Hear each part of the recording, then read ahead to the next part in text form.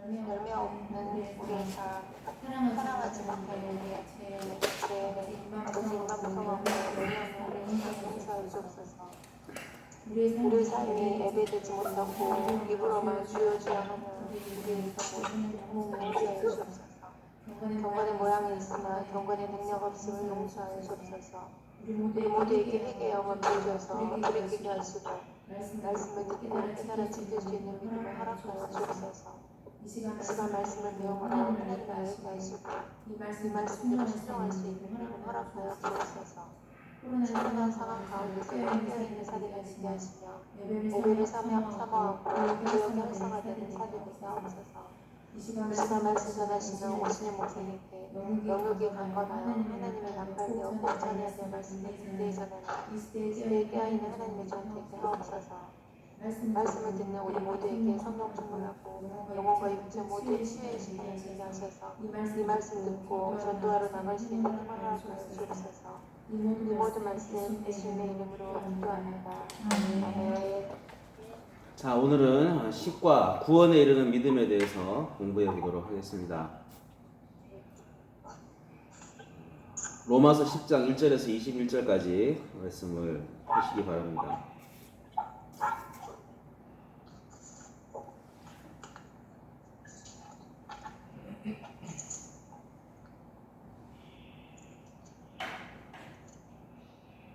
자, 들어가기를 보겠습니다. 이스라엘 사람들은 하나님에 대한 열심은 있었지만 그 열심은 바른 지식을 따른 것이 아니었습니다. 그들은 하나님의 의보다 자신의 의를 쌓는 데 열중하였습니다. 바울은 이러한 이스라엘 사람들에게 성경이 말하는 구원의 복음을 전합니다. 바울은 아주 분명하게 믿음은 들음에서 나고 들음은 그리스도의 말씀으로 말미암는다고 말합니다. 자, 1번 문제 볼게요. 유대인들은 하나님께 열심히 있었습니다. 하지만 결정적으로 하나님의 무엇에 복종하지 않았습니까? 자, 우리 성도님들 백신 다 맞고 계신가요? 이제 백신을 맞고 여름 휴가는 해외로 떠날 수 있을까요, 우리가? 자, 세계 갑부들은 여름 휴가를 어디로 떠나는지 순위를 조사한 것을 보니까 어떤 갑부는 섬을 하나 통째로 사가지고 그 섬에서 해외 유명한 셀레브리티, 연예인들을 초청해서 함께 휴가를 보내는 사람도 있습니다. 또 어떤 사람은 잠수함을 구입해가지고 바다 밑으로 해외 여름 휴가를 떠나는 사람도 있어요. 자, 어떤 사람은 사막 한가운데 있는 호텔에 가서 거기에서 조용하게 휴가를 보내는 사람도 있습니다. 여러분 이번 여름 휴가를 어떻게 보낼지를 한번 잘 생각해 보십시오. 그런데 제일 비싼 휴가를 보낸 사람이 있었는데 그 사람은 이것저것 다 해봤다고 더 이상 재밌는 게 없다고 해서 이제는 우주 여행으로 휴가를 떠나는 그런 사람이 있었습니다. 찰스 시몬이라는 사람은 어마어마한 갑부인데 이 사람은 마이크로소프트사에서 엑셀과 워드를 개발한 프로그래머예요. 이 사람이 인류 역사상 최초로 민간 해외가 아니라 우주 여행을 한 사람이에요. 10일간의 우주 여행에 쓴 비용이 얼마냐? 280억을 썼다고 합니다. 10일간 280억을 썼다. 자, 우리 같은 사람들은 그렇게 어마어마한 돈을 들여서 우주 여행을 가는 것에 대해서 못할 수도 있지만, 그러나 돈이 많은 사람들은 그 정도의 돈을 내가 들여서라도 지구 밖의 구경을 한번 해볼 가치가 있다라고 생각하기도 한다는 것입니다. 자, 하물며 단순히 며칠 동안 지구 밖을 구경하는 것이 아니라 영원히 죽지 않는 천국에 가는 것이라면 우리가 수백억이 아닌 수천억을 들여서라도 그곳에 가려고 할 것입니다.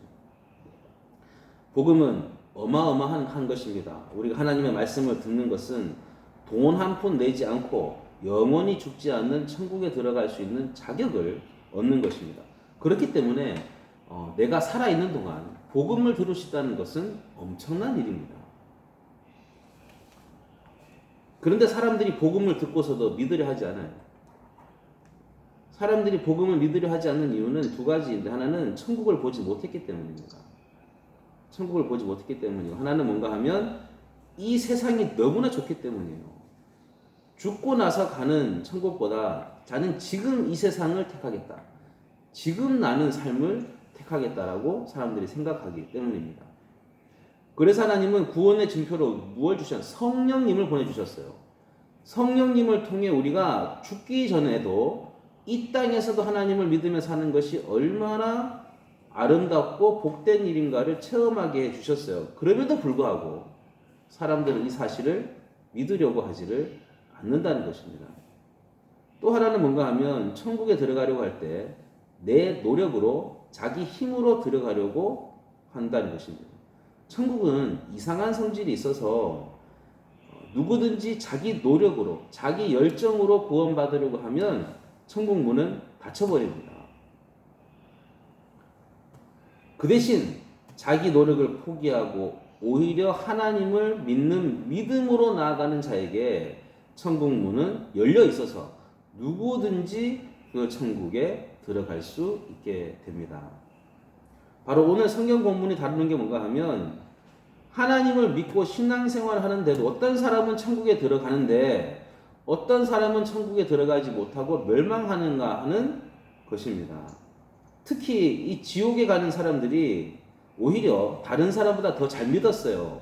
더 열심히 믿고 더 많이 수고했는데도 그럼에도 불구하고 그들이 구원에 이르지 못하더라는 것입니다.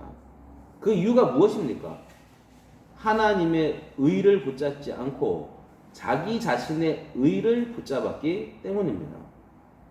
자, 사도 바울은 오늘 본문에서 구원에 이르는데 가장 중요한 문제를 설명해 주고 있습니다. 그 내용이 뭔가 하면 왜 이스라엘 백성들이 구원받지 못했는가 하는 것입니다. 자, 이스라엘 백성들은 다른 어떤 민족보다 먼저 복음을 들었어요. 그 어떤 민족보다 하나님을 더 열심히 섬기는 사람들이었습니다. 그러나 그들은 구원에 이르지 못하고 말았습니다. 그 이유가 도대체 무엇이냐 하는 것입니다. 2절과 3절에 나와 있죠. 2절과 3절 말씀 다 같이 읽어보도록 하겠습니다. 시작. 내가 증언하노니 그들이 하나님께 열심히 있으나 올바른 지식을 따른 것이 아니니라. 하나님의 의를 모르고 자기 의를 세우려고 힘써 하나님의 의에 복종하지 아니하였느니라. 방금도 말씀드린 것처럼 이스라엘 백성들이 하나님으로 받은 그 축복은 어마어마한 것이었습니다. 이스라엘 자손들만이 이 세상에서 유일하게 하나님을 바로 알고 있었습니다. 그리고 천국의 복음을 맡은 자들이었어요. 그런데 그래서 그들은 열심히 종교 생활을 했습니다. 열심히 종교 생활을 했어요. 그럼에도 불구하고 그들은 하나님의 구원에 이르르지 못했습니다. 그 이유가 어디에 있습니까? 바로 자기 의를 붙들었기 때문입니다. 여기서 자기 의라는 것은 자기 자랑이나 자기 공로라고 말할 수 있습니다. 자, 보통 세상에서 말할 때 의롭다, 저 사람은 의인이다라고 말할 때 어떤 의미를 말할까요? 세상에서는 다른 사람을 구해주고 자기 자신이 죽을 때 그때 의롭다고 말합니다. 자기가 희생해서 다른 사람을 살리고 자기는 죽었을 때 그 사람을 가리켜서 의인이라고 말한다는 거예요. 하지만 오늘 본문에서 의롭다는 것은 자기 희생이 아니라 하나님께 더 가까이 있는 것이 의로움입니다. 하나님께 더 가까이 있는 것. 어떻게 하면 하나님의 뜻에 더 가까이 나아갈까? 어떻게 하면 하나님의 축복에 더 가까이 나아가고 어떻게 하면 하나님의 영광에 가까이 나아갈까 하는 그 자격을 의라고 부르는 것입니다. 세상이 말하는 의와 하나님이 말씀하시는 의는 다른 것이에요. 바울은 이스라엘 백성들의 한 가지 안타까운 사실에 대해서 증거하고 있습니다. 자, 이스라엘 자손들은 하나님을 더 잘 알았기 때문에 더 자신들이 하나님께 가까이 나아가고 있다고 생각했어요. 단지 내가 이스라엘 자손이라는 이유 하나만으로도 자기는 하나님의 축복을 받을 만하다고 생각했다는 것입니다. 그래서 바울이 안타까운 사실에 대해 증거하는데 이스라엘 백성들은 하나님에 대한 열심은 있었어요. 하나님을 사랑했고 열심을 다해 신앙생활 했지만 전부 다 뭐예요? 자기 힘으로 했다는 것입니다. 자기 힘으로. 내 머리, 내 재산, 내 재능을 가지고 열심히 하나님의 일을 했습니다. 그래서 그들의 마음속에는 하나님이 주인이 아니고 내가 주인이 되어서 모든 종교 생활을 했던 것입니다. 오늘 성경에 보면 열심은 있지만 지식에 따른 것은 아니라고 말합니다. 무슨 뜻인가 하면 성경 말씀을 제쳐놓고 내가 생각할 때 옳은 대로, 내가 생각할 때 좋은 대로 열심을 내었다는 거예요. 그래서 3절에 보면 하나님의 의를 모르고 자기 의를 세우려고 힘써 하나님의 의에 복종하지 아니하였느니라, 이렇게 말씀하십니다. 자기 의가 뭡니까? 다른 사람과 비교해서 내가 더 우월하다고 생각하는 겁니다. 남들은 이 정도밖에 모르는데 나는 이만큼 아니까, 나는 성경을 이만큼 아니까 나는 하나님에 더 가깝고, 다른 사람은 이 정도밖에 열심을 내지 못하는, 나는 이만큼 봉사했으니까 더 하나님께 가깝다. 다른 사람은 이 정도밖에 똑똑하지 못한데 나는 이만큼 똑똑하니까 하나님께 더 가깝다라고 생각하는 것입니다. 다시 말해서 자신의 열심을 다른 사람의 열심과 비교해서 내 신앙이 더 좋다고 생각하는 거예요. 그러니까 당연히 자기 자랑이 나올 수밖에 없고, 그러니까 당연히 남을 판단하고 남을 비판할 수밖에 없는 것입니다. 예수님 당시 대표적인 사람들이 바리새인들 아니겠습니까? 일주일에 몇 번씩 금식하고 남들이 다 보는데 서서 기도하고 11조도 빼먹지 않았습니다. 그런데 정말 이상한 것은 그렇게 하면 하나님께 가까워져야 할 텐데 그들은 겸손하지 않았고 그들의 마음은 온유하지 않았습니다. 그 속에 사랑이 없었다는 거예요. 오히려 세리 같은 사람들을 보면 뭐라고 합니까? 하나님, 저 세리 같지 않음을 감사합니다 라고 다른 사람을 판단하고 정죄하고 차별했습니다. 그 이유가 무엇입니까? 자기 의라는 함정에 걸려들었기 때문이에요. 진정으로 하나님의 의를 믿는 사람은 모든 것을 하나님께 맡기고 하나님께 내 것을 빌려드립니다. 하나님께서 나의 입을 사용하시고 하나님이 내 손을 사용하시고 하나님이 내 집을 사용해 주시고 하나님이 내 인생을 사용하시는 것입니다. 거기에 내 것은 없어요. 내 것은 존재하지 않습니다. 모든 것을 하나님이 다 알아서 하시는 것이고 단지 나는 사용되는 것뿐이에요. 그래서 어떤 일을 하더라도 내가 한 것은 아무것도 없습니다. 모든 것이 주님이 하셨다는 것을 고백하게 되는 것입니다. 그러면 왜 사람들은 하나님을 믿는다고 하면서도 왜 자기 자신을 맡겨드리지 못할까요? 가장 중요한 이유는 아직 자기가 살아있기 때문입니다. 자기가 똑똑하고 내가 더 잘할 수 있다고 생각하기 때문에 하나님께 맡겨드리지 못하는 거예요. 그 대신 모든 것을 하나님께 맡겨드리면 나는 할 것이 아무것도 없습니다. 내가 결정할 것도 없고 내가 주장해야 할 것도 없고 그저 가만히 있다가 하인처럼 주님이 시키는 대로 하기만 하면 되는 거예요. 이렇게 되기 위해서는 절대로 그냥 되지 않습니다.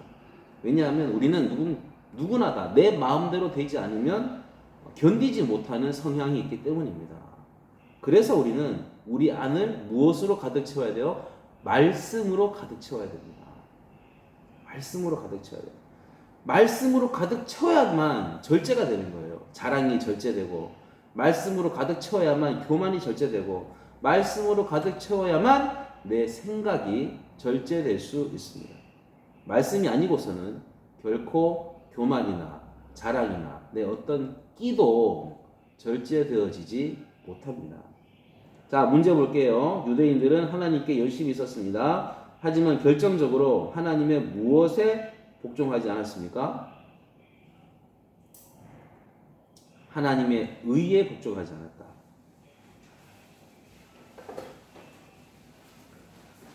자, 2번 문제 보겠습니다. 그리스도가 모든 믿는 자의 의를 이루시기 위하여 무엇이 되셨습니까?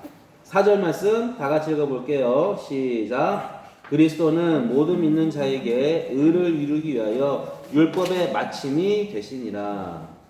자, 예수 그리스도는 율법의 마침입니다. 이걸 우리가 이해해야 돼요. 예수님은 우리가 지키지 못하는 율법을 대신 지키기 위해서 이 세상에 오셨고, 또 자기는 죄가 없으시면서도 오히려 율법 아래 갇히셔서 그 율법을 우리 대신에 다 순종하셨습니다. 그리고 우리가 율법을 지키지 못해서 받아야 할 율법의 형벌을 주님이 대신해서 다 받으셨습니다. 그러므로 예수님은 율법의 요구를 충족시키신 분이시고 또 율법을 완성시키신 분이십니다. 그러므로 우리는 더 이상 하나님의 공의를 만족시키기 위해 율법을 지킬 의무가 사라졌습니다. 더 이상 율법 아래에서 율법을 지키지 못해서 내가 두려워 떠는 그런 시대는 끝났다는 거예요. 자, 지금 우리는 예수 그리스도를 믿기만 하면 의롭게 되는 은혜의 시대를 살아가고 있습니다. 그러므로 예수님이야말로 하나님의 의입니다. 우리를 의롭게 하기 위해서 하나님이 보여주신 그분의 의가 바로 예수 그리스도이십니다.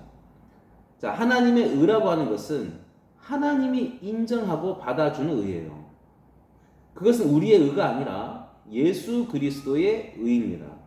열심히 지켜서 얻는 의가 아니라 믿어서 얻는 의입니다. 이것이 바로 하나님의 의입니다. 예수님은 자기가 오셨지 우리가 와달라고 해서 오신 게 아니에요. 예수님이 죽은 자 가운데 살리신 것도 하나님이 살리셨지 우리가 살려달라고 애걸복걸에 살리신 게 절대로 아닙니다. 한마디로 우리의 노력을 통해 얻어진 것은 하나도 없다는 사실이에요. 오직 하나님이 주신 것입니다. 이것이 바로 하나님의 의입니다. 이스라엘 사람들이 이것을 몰랐어요.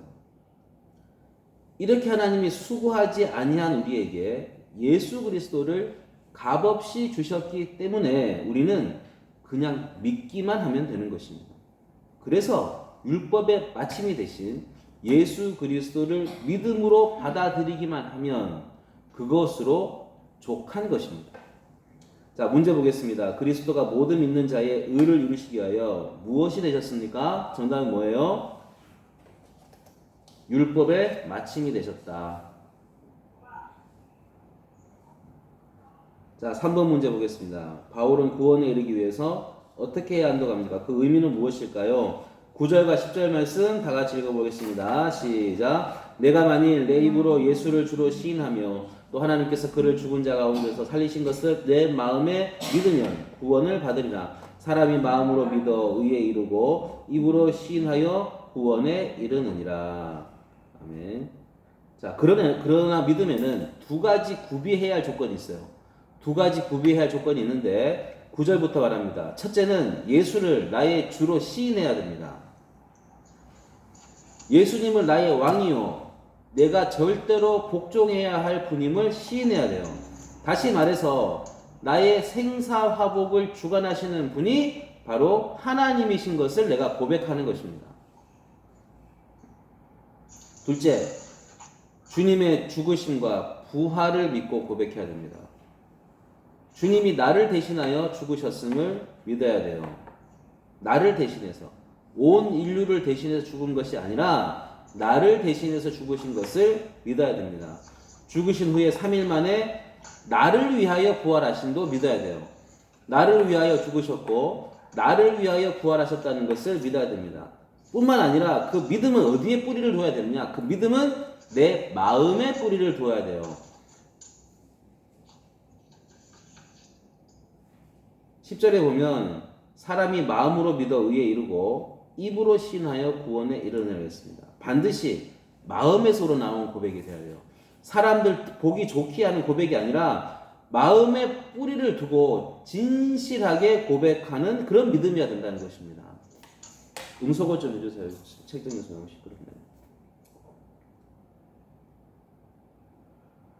예수님은 나의 주님이십니다. 예수님은 나를 위해 십자가에서 죽으셨다가 부활하셨습니다. 라고 마음으로 믿어야 된다는 거예요. 마음으로. 그래서 예수님이 십자가에 달리신 것을 내 죄로 믿고 시인하면 내가 십자가에 달린 것이 됩니다. 실제로 달리신 분은 예수님이시지만 하나님은 내가 죽은 것으로 인정해 주시는 거예요. 그래서 지금까지 죄만 짓던 나는 사라지고 내가 장사 지내게 됩니다. 그 대신 완전히 이제는 죄가 없는 예수님의 사람으로 태어나게 됩니다. 이 세 사람은 오직 이제부터는 예수님의 능력으로만 살아가게 됩니다. 모든 것이 예수님께 달려 있습니다. 나를 살리실 분도 예수님이시고 나를 죽이실 수 있는 분도 예수님이시고 예수님이 나를 유명하게 하실 수도 있고 예수님이 나를 비참하게도 하실 수가 있습니다. 왜냐하면 이제는 예수님이 내 삶의 주인이시기 때문입니다. 단지 우리는 이 사실을 매일매일 믿음으로 감사하며 살아가면 되는 것입니다. 또 중요한 것이 있는데 공적으로 사람들 앞에서 나는 주님을 믿습니다라고 입으로 시인해야 합니다.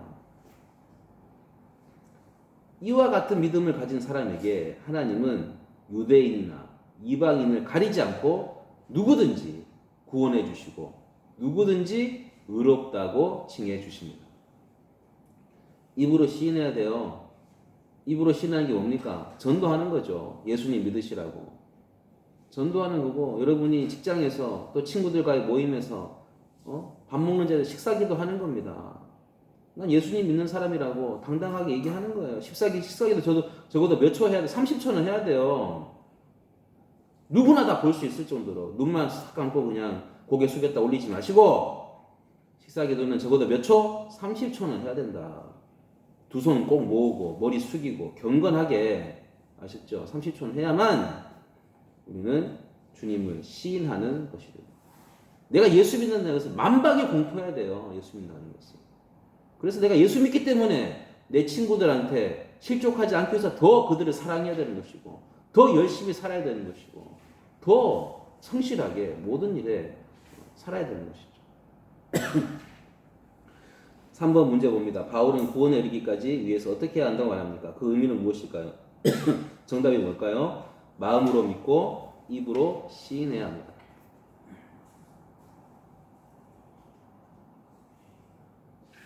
자, 4번 문제. 하나님은 사람들을 구원하시기 위하여 누구를 먼저 보내셨습니까?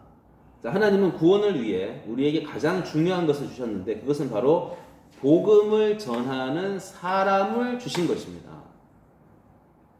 14절 15절을 같이 읽어보겠습니다. 14절 15절 시작. 그런즉 그들이 믿지 아니하는 이를 어찌 부르리요 듣지도 못한 이를 어찌 믿으리요 전파하는 자가 없이 어찌 들으리요 보내심을 받지 아니하였으면 어찌 전파하리요 기록된 아름답도다 좋은 소식을 전하는 자들의 발이여 함과 같으니라. 자, 인간의 입장에서 중요한 것은 자기 나름대로 구원의 길을 찾는 것이 결코 아닙니다. 우리가 할 유일한 일은 말씀을 듣고 그 말씀을 믿는 일입니다. 그런데 아무리 믿으려 해도 전해주는 사람이 없으면 어떻게 믿을 수 있을까요? 하나님이 주신 최고의 선물은 말씀을 전하는 사람을 우리에게 보내주셨다는 그런 것입니다. 자, 14절에 보시면 먼저 그런즉으로 시작해요. 그런즉은 그러한즉의 줄임말이죠. 앞뒤의 내용을 연결시켜주는 부사입니다. 다시 말해서 그런즉 복음은 끊임없이 전해졌다는 거예요.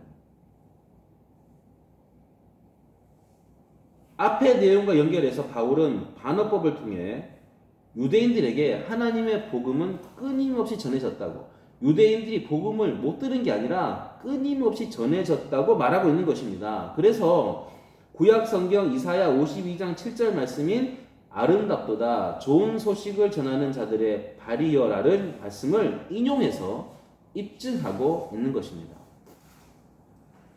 자, 인류의 첫사람 아담의 범죄와 타락 이후에 하나님은 지속적으로 하나님의 그 구원을, 하나님의 백성들을 구원의 자리로 초청하고 계셨습니다. 끊임없이 그러셨어요.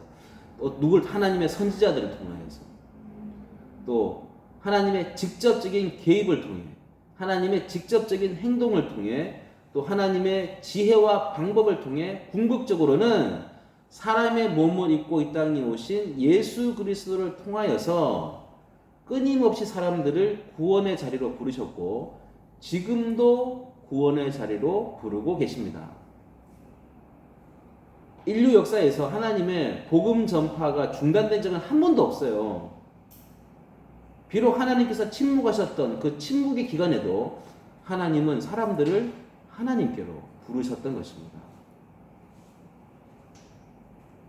오늘 우리가 주님의 사람이 된 것은 누군가 우리에게 복음을 전해 주었기 때문입니다. 여러분은 누구에게 복음을 받았습니까? 또 여러분은 누구에게 복음을 전해 주었습니까? 태어날 때부터 믿음을 가지고 태어난 것이 아니라 생애 과정에서 역사를 통해 사람이든 책이든 우리에게 하나님의 말씀과 그리스도의 복음을 전해준 자가 있었다는 거예요. 우리를 믿음의 자리로 초대해준 그 사람이 있었다는 것입니다. 그 말씀과 초대와 부르심이 씨앗이 되고 계기가 되어서 우리가 주님의 백성이 될 수가 있었습니다. 그러므로 우리는 늘 겸손한 마음으로 또 감사하는 마음으로 어떻게 살아야 돼요? 복음의 빚진 자의 마음으로 늘 살아가야 되는 것입니다. 자, 문제 4번 볼게요. 하나님은 사람들을 구원하시기 위하여 누구를 먼저 보내셨습니까? 정답이 뭐예요?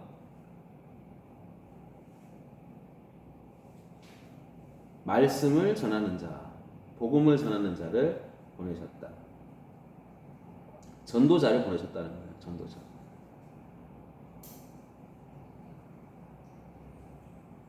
자, 5번 문제 보겠습니다. 믿음에 이르는 과정을 적어보십시오. 16절, 17절입니다. 읽겠습니다. 시작. 그러나 그들이 다 복음을 순종하지 아니하였도다. 이사야가 이르되 주여 우리가 전한 것을 누가 믿었나이까 하였으니 그러므로 믿음은 들음에서 나며 들음은 그리스도의 말씀으로 말미암았느니라. 자, 16절에 나오는 그들도 14절에 나오는 그들과 마찬가지로 유대인들이에요. 확장시키면 그들은 복음에 순종하지 않는 모든 사람을 가리킵니다. 자, 그러니까 유대인들은 복음에 순종하지 않았다는 거예요. 말씀을 듣지 않았다는 것입니다. 그러므로 이 말씀하시는 거예요. 믿음은 들음에서 나며 들음은 그리스도의 말씀으로 말미암았느니라. 곧 믿음은 들음에서 생기고 들음은 말씀으로 비롯된다고 말씀하십니다. 그런데 얼핏 16절과 17절 말씀에 좀 연결성이 떨어져 보여요. 16절은 말씀이 전해졌는데 17절이 다시 그 말씀이 전해져야 함을 강조하고 있기 때문입니다. 그리고 18절 역시 하나님의 말씀은 땅 끝까지 전해졌음에도 불구하고 유대인들은 듣지 않았다고 말씀합니다. 18절을 다 같이 읽어보겠습니다. 18절입니다. 시작. 그러나 내가 말하노니 그들이 듣지 아니하였느냐. 그렇지 아니하니 그 소리가 온 땅에 퍼졌고 말씀이 땅 끝까지 이르렀도다 하였느니라. 자, 그럼 이 말씀은 뭘까요? 유대인을 비롯한 말씀에 불순종한 사람들은 말씀을 듣지 않았다는 뜻입니다. 말씀에 귀를 닫고 말씀을 부정했다는 뜻이에요. 사실은 말씀을 듣긴 들었지만 깨닫지 못했다는 뜻입니다. 그럼에도 불구하고 말씀은 중단 없이 전해져야 한다고 말씀하십니다. 성경대로 때를 얻든지 못 얻든지 전해져야 하는 것이 바로 말씀입니다. 왜냐하면 하나님의 말씀은 영원한 구원의 말씀이기 때문입니다. 사람을 하나님의 영원한 생명에 이르게 하는 생명의 말씀이기 때문입니다. 그래서 우리가 말씀을 들을 수 있는 귀를 갖게 된 것, 말씀을 듣고 깨달을 수 있게 된 것은 전적인 하나님의 은혜이고 하나님의 복입니다. 하나님의 비밀이고 하나님의 지혜이고 하나님의 결정입니다. 왜냐하면 실제로 예배당에서 같이 말씀을 듣고 같이 예배를 드리는데도 어떤 사람은 예화만 기억해요. 또 어떤 사람은 주변에 그냥 이야기만 기억하고 또 어떤 사람은 종은 강연으로만 생각해요. 그런데 어떤 사람은 그 말씀을 듣고 구원의 복음으로 받아들입니다. 예전에 어떤 분이 다른 교회에서 했던 일인데 사업을 하시는 분이에요. 하루는 저한테 오더니 목사님 말씀 듣고 제가 그거 저거 갖다가 회사 가가지고 사원들한테 내가 강연하면서 잘 들려줬습니다. 그냥 제가 했던 예화를 갖고 가서 썼다는 거예요. 너무 그 예화가 좋다. 그러니까 그분은 설교 중에서 어떤 좋은 예화를 듣기 위해서 설교를 듣는 거예요. 어디 내가 가서 활용할 수 있는 좋은 예화가 없을까? 거기에만 신경이 곤두서 있는 것입니다. 말씀에서 살아계신 하나님을 경험하고 하나님의 약속을 받고 영혼을 경험하고 하나님의 생명을 보고 우리는 구원에 이르게 됩니다. 이것이 바로 하나님의 신비로운 은혜로 인한 것입니다. 그 결과 어떤 사람은 하나님의 은혜에 대해서 감사로 순종으로 응답을 하고 어떤 이는 말씀을 들을 때 오직 어떤 윤리적인 교훈으로만 받아들이게 됩니다. 우리가 구원의 복음, 생명의 복음을 듣게 된 것은 전적으로 하나님의 은혜이고 또 기회이고 선물입니다. 우리 인생의 가장 큰 복이고 또 하나님의 약속입니다. 왜냐하면 세상은 끝이 있고 인생도 마지막에 있고 그 이후에는 변경할 수 없는 변경 불가능한 하나님의 심판이 기다리고 있기 때문입니다. 그러므로 구원의 말씀, 생명의 말씀을 들을 수 있는 귀를 주신 하나님께 감사하고 그 말씀에 늘 반응하고 응답하며 살아가야 됩니다. 그것이 하나님의 은혜를 은혜되게 하는 성도의 삶의 모습입니다. 자, 문제 5번 믿음에 이르는 과정을 적어 보십시오. 믿음 어떻게 이릅니까? 믿음은 들음에서 나고 들음은 그리스도의 말씀으로 말미암습니다. 그래서 믿음은 궁극적으로 말씀으로부터 생산되어 나오는 것이기 때문에 믿음을 갖기 위하는데 어떻게 해야 돼요? 성경을 펴서 읽어야 됩니다. 성경을 펴서 읽어야 돼요. 믿음을 가지려면 성경을 읽어야 되고 믿음을 가지려면 예배 나와야 되고 믿음을 가지려면 기도의 자리에 나와야 됩니다. 그래야만 믿음이 생기는 거예요. 오늘 세상 사람들에게 가장 필요한 것은 천국 복음입니다. 이것을 우리는 부르짖어야 됩니다. 세상에 다른 것들은 세상 사람들이 다 알아서 떠들고 그 사람들이 다 자랑할 것입니다. 우리는 오직 복음을 가지고 떠들어야 되고 오직 복음을 가지고 우리는 자랑할 수 있어야 됩니다. 그렇게 할 때 사탄은 힘을 잃게 될 것이고 사탄에게 얽매여 있던 많은 사람들이 살아나서 하나님께로 돌아오는 역사가 일어나게 될 것입니다. 오늘도 생명과 구원의 말씀으로 나를 불러주신 하나님께 감사하고 여러분을 보내신 그 자리에서 복음을 위해 살아가는 또 오늘 하루가 될 수 있기를 간절히 소원합니다.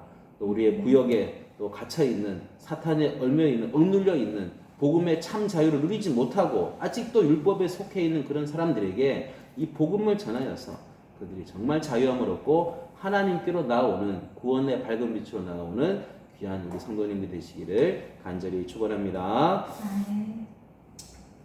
자, 적용하게 볼게요. 1번, 내가 이번 주에 복음을 전해 주어야 할 사람은 누구인지 이름을 적고 어떤 내용을 어떻게 전할 것인지 정리해 보십시오. 한번 적어 보십시오. 내가 누구의 이름을 적어야 되는지, 또 누구에게 복음을 전해야 되는지. 또 나누기 1번 보세요. 은연중에 자신의 의를 드러내고 자랑하고자 하는 부분은 어떤 것입니까? 이야기해 보시기 바랍니다. 또 복음이 무엇인지 서로에게 설명해 보십시오. 우리가 수십 년 믿었지만 복음이 무엇인지를 말하지 못할 때가 있습니다. 복음은 내 죄를 위해 예수님께서 십자가에 못 박혀 죽으시고 3일 만에 다시 나를 위해 부활하신 것. 이것이 복음입니다. 이것이 복음입니다.